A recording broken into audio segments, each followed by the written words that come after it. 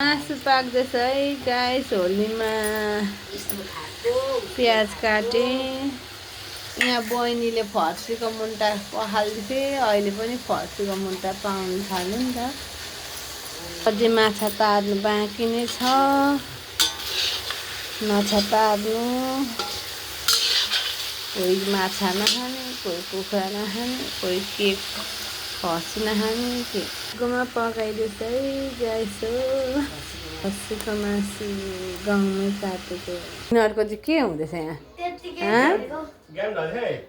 खेल्छस् तास? कि मलाई पक्रा केटीहरू चाहिँ पर होली खेल्दैछन्।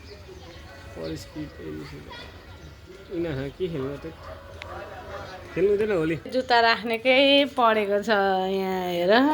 ढोक्सी मेरो बहिनी है साथीहरू। त्यहाँनिर बसिरहेछ, भोक लाग्यो होला। बिस्कुट खाने नथुङ्ने ओछ्याइन्छु कि आफै ओछ्याउँछ भने यहाँ राखिदिन्छु नि त।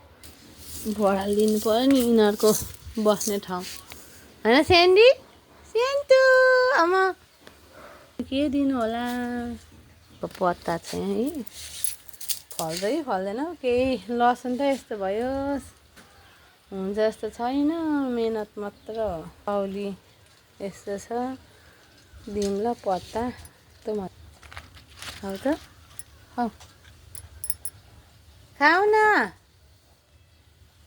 अगाएको छ कि के हो अगाएको भ्याएको छुइनँ। सब्जी पकाउँदैछु। अब यिनीहरूलाई बिस्कुट दिइराख्नु पऱ्यो।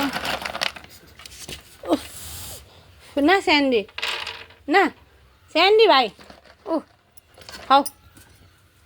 भाँडा प्लेटहरू माझेको छुइनँ नि त। अहिले भात दिने बेला मात्रै माझ्छु। यिनीहरूलाई बिस्कुट ल्याइदिएको, त्यही पनि भात भोटिनीबाट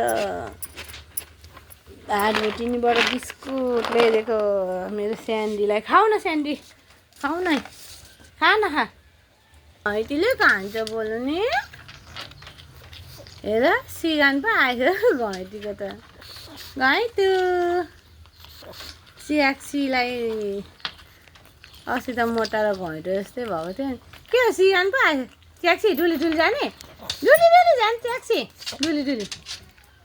अब नच्च पनि मिल्छ कि क्या हो। यसले त खाँदैछ अरे सब्जी।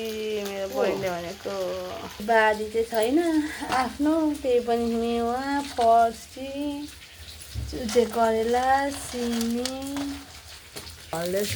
फल्ने चाहिँ होइन, मेरो बुढाको मेहनत मात्र। के गर्नु। अस्ति आलु रोप्यो, त्यो आलु कस्तो राम्रो छ, फल्दै फलेन। हुने चाहिँ होइन साथी हो।